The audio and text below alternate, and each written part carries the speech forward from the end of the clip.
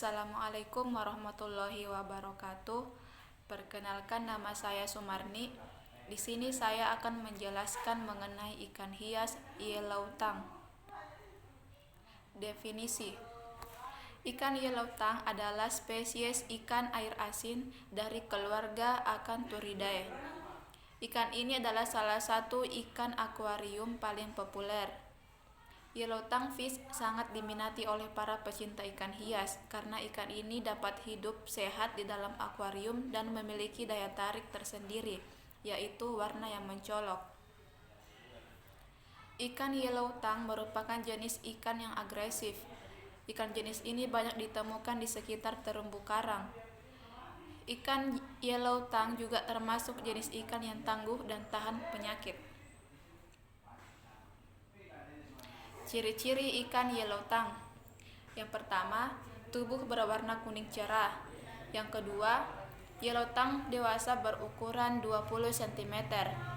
Yang ketiga, tubuh memiliki ketebalan 1-2 cm.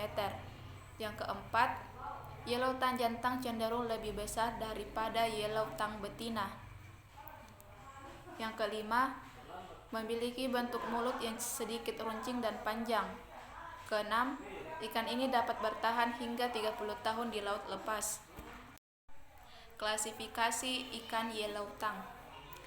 Yang pertama, Kingdom Animalia, divisi Chordata, kelas Actinopterygii, memesan Parsiformes, family Acanthuridae, marga Zebrasoma, spesies Zebrasoma flavescens.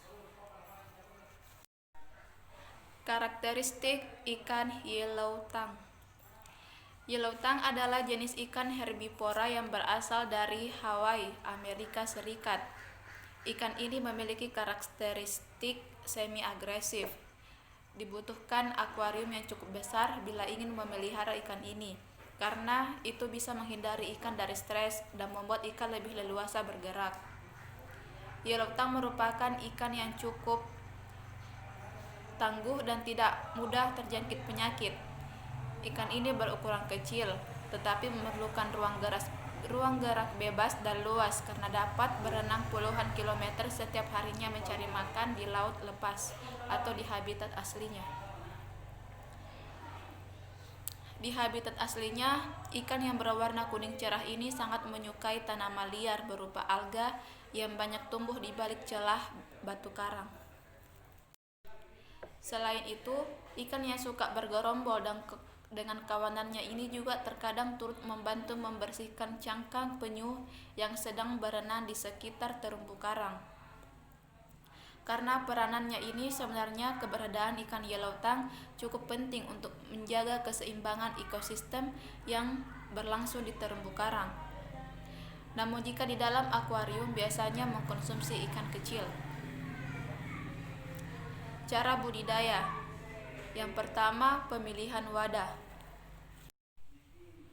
Akuarium adalah wadah ikan hias yang sering digunakan karena bentuknya yang indah dan sering digunakan sebagai hiasan. Wadah ini dapat digunakan untuk pemeliharaan ikan hias dan memanipulasi lingkungan sesuai dengan habitat aslinya. Akuarium yang digunakan bisa berbentuk persegi 3, persegi panjang, maupun tidak beraturan, sesuai dengan keinginan si pemilik. Wadah ini menggunakan kaca yang memiliki ketebalan antara 3 mm sampai 16 mm.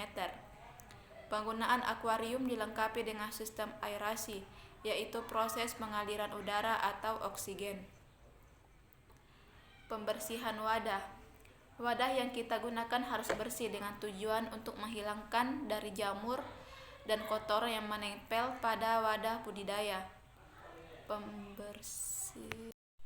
Pengeringan wadah. Proses pengeringan dapat dilakukan dengan cara menjemurnya di bawah sinar matahari. Selanjutnya, membentuk lingkungan. Ikan hias air laut tak bisa hidup di lingkungan yang tak mirip dengan habitat aslinya. Oleh karena itu, perlu membentuk lingkungan akuarium dengan beberapa komponen, mulai dari air laut yang asin, terumbu karang, kerikil, pasir laut, anemon, dan lain sebagainya. Selanjutnya, proses pengisian air. Proses pengisian air dapat dilakukan 2-3 hari sebelum penebaran ikan. Hal ini bertujuan agar dalam wadah budidaya sudah tumbuh plankton yang bisa digunakan sebagai makanan alami. Saat akuarium sudah diisi dengan air, diamkan selama 3-4 minggu agar kondisi air mirip seperti aslinya, sehingga lebih nyaman untuk menjadi tempat tinggal para ikan. Yang kedua, pembenihan. Benih adalah anakan dari ikan, mulai menetas sampai ukuran tertentu. Ikan yang digunakan tergantung pada jenis budidaya yang akan dilakukan. Benih yang digunakan berumur 7 hari dan memiliki tubuh yang sehat, bebas penyakit, yang memiliki tanda-tanda gesit dan lincah dalam berenang. Pertama-tama, kita harus menjodohkan 2 ikan di dalam wadah khusus. Pemantauan saat proses ini dibutuhkan karena tak semua jantan dan betina langsung merasa cocok dan langsung membuahi sel telur. Apabila ikan jantan dan betina cocok, maka betina akan memberi sinyal dengan memutari ikan jantan dan bersiap mengeluarkan telurnya. Kemudian dibuahi oleh ikan jantan dan telur pun berkembang selama beberapa hari dan menetas menjadi ikan kecil atau bibit. Proses pemijahan. Di dalam proses pemijahan, kita membutuhkan indukan ikan jantan dan ikan betina yang sudah cukup umur dan matang gonat. Penetasan telur. Proses penetasan telur memiliki jangka waktu yang berbeda-beda tergantung dari jenis ikannya. Namun biasanya telur akan menetas kurang lebih selama 24 jam dan berubah menjadi larva.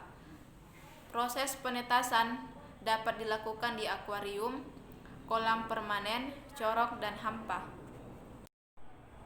Selanjutnya, pemeliharaan dan pembesaran. Dalam memelihara ikan yellow tang, yang terpenting diperhatikan adalah kondisi akuarium yang mesti dilengkapi dengan beberapa peralatan agar ikan tetap nyaman. Usahakan pula agar akuarium yang dijadikan tempat tinggal berukuran lumayan besar dan dihiasi dengan ornamen terumbu karang buatan. Selain itu, suhu air sebaiknya di kisaran 24-28 derajat Celcius dengan kadar pH antara 8,0 sampai 8,4. Dalam memelihara ikan yellow tang, juga bisa lebih dari 1 ekor yang ditaruh pada akuarium yang sama. Pemberian pakan. Pakan merupakan sumber energi dan nutrisi untuk pertumbuhan ikan. Pakan berupa pakan alami dan pakan buatan. Pakan alami adalah pakan yang diambil langsung dari alam, sedangkan pakan buatan adalah pakan yang telah diolah oleh manusia dengan menggunakan mesin atau alat-alat sederhana. Induk ikan hias diberi pakan artemia, bahkan cacing sutra atau tubifex yang diberi selama 3 hari, 3 kali sehari, dengan jumlah pakan 3,5% dari berat total ikan. Pakan diberikan pada pukul 7 pagi, jam 1 siang, dan jam 5 sore. Kualitas air dan kondisi akuarium juga harus diperhatikan terus secara rutin. Selanjutnya, pengendalian penyakit. Pengendalian penyakit bisa dilakukan dengan memberi beberapa campuran obat pembasmi penyakit pada ikan hias, serta selalu memperhatikan kebersihan akuarium, karena hal tersebut sangat bergantung atau mempengaruhi keadaan kesehatan ikan hias. Obat-obatan. Hal ini bertujuan untuk memberi vitamin pada ikan agar cepat tumbuh besar dan sehat. Jenis-jenis obat-obatan yang sering digunakan untuk ikan yaitu methylene blue, penyakit yang disebabkan oleh jamur, kalium permanganat, penyakit yang disebabkan jamur, malasid green, penyakit yang disebabkan parasit golongan protozoa. Sekian dan terima kasih.